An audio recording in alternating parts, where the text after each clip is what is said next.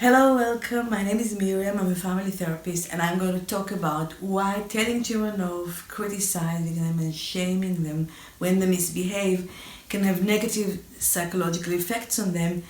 And I'm going to suggest how we can correct their behavior in a positive way. Now, I hear some of you think, do you mean I shouldn't tell my child off when he's done something wrong? And yes, that's what I mean. We want to find better ways to correct children's behavior. And you may also ask, are you not letting them get away with really bad behavior? And definitely not, because this is not about ignoring the bad behavior.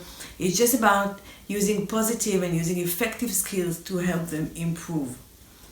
So first of all, when we criticize children, they become defensive, they feel attacked, and often they may worry that we may punish them and they could be scared, and so they may lie about what they were doing, or some of them become even more defiant and more confrontational and more difficult. And what could start as a really small disagreement can sometimes completely escalate. So criticism doesn't work with these children. But then there are some children who will stop the bad behavior when we tell them off, when we criticize them, they may even apologize. So in that respect, it seems to be working. But they are paying a psychological price, and the price is their self-esteem. When you talk to adults whose self-esteem isn't great, adults who feel that they're not good enough, that they're worried that they're not deserving, and maybe that they don't belong, many of them will tell you that they were criticized as children, usually by parents, sometimes by teachers, and they were told that they were rude, lazy, not trying hard enough, selfish, and of course they believed it. And now as adults, this still sits at the back of their mind. So surely we don't really want to pass these things to our children. We wish them to like themselves and accept that they are flawed like everybody else and want to grow and improve. So how do we go about it? Well, first, we need to avoid shaming them. Whatever they do, we must never say things like, you only think of yourself, you're so selfish, you should be ashamed of yourself, or you're eating like an animal, that's disgusting. Usually we shame our children because we feel upset ourselves, we are exhausted, and being a parent isn't easy and we lose it sometimes. But however upset we are, we need to try and avoid criticizing our children's character. If you want to hear more about dealing with your own upsets and reducing incidents where you get upset, there's a video for you here. So we should really criticize a child's character, but is it okay to criticize their actions? Some people believe it's okay. So they believe that if you say to a child, what you're saying right now sounds rude, rather than saying you are rude, that's okay. Or that instead of saying you're naughty, saying pushing your little sister is naughty, that's okay too. And I agree that criticizing the behavior is far better than criticizing the person, but still if we criticize the behavior often enough, then children will take it to mean that we don't really like them and that we are criticizing them, not just what they're doing. So what can we do? First, a few words about prevention. Those of you who've been watching this channel know that I'm a great believer in prevention. You know your children, and sometimes simple steps such as making sure that they're not too hungry, that they're not tired, will do wonders to their behavior. They make such a positive difference, so it's really worth thinking about that. We can also prevent trouble by having conversations in preparation for situations where things tend to get out of control. And I've made some videos about that too, discussing these conversations in more detail. There's one about children being rude, another one about children who are stubborn and inflexible, and then a real-life demonstration with an actor showing how we can deal with a teenager that doesn't want to leave their screen. So I'll link to it in the description if you want to, you're invited to watch.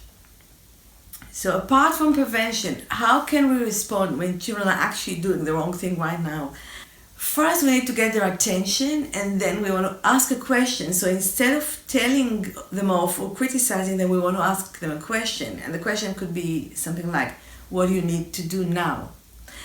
What's the correct thing to do? Show me a polite way to eat. How do you need to eat? Doesn't always work, but it's much more effective than telling them off.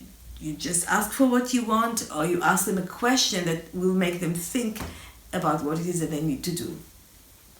And when a child's already done something wrong, it's also best to ask a question. And the question could be something like, if you could turn the clock back and do things again, what would you do differently?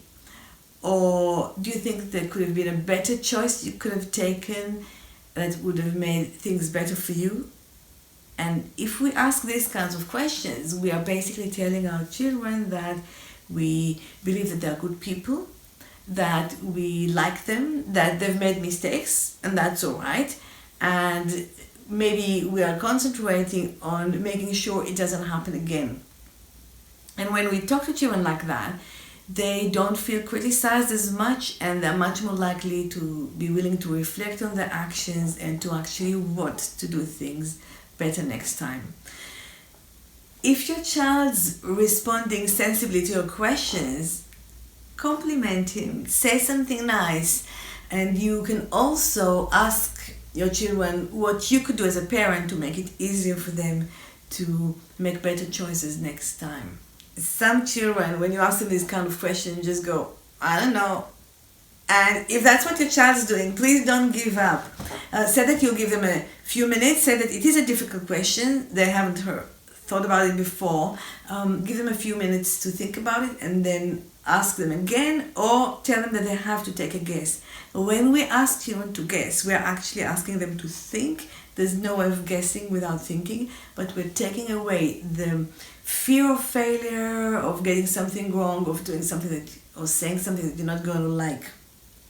I'm going to stop for a moment and remind you that if you like this content, please subscribe, press the like button, and share with your friends or anybody who you think could benefit from this content, and that'd be really great.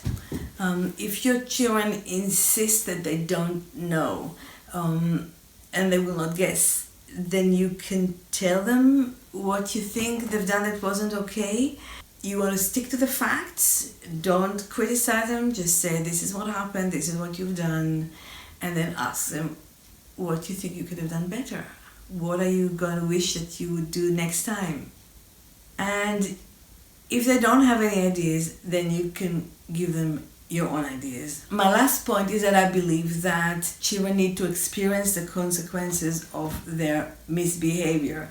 So if they have hurt someone or they've damaged something, they need to have a consequence for that. And the best consequences are the ones that flow naturally from what they've done. So consequences are not the same as punishment, and I'm going to have a whole video about it quite soon. In the meantime, I hope that was useful for you. Thank you very much. Enjoy your children and come back for the next video. Thank you.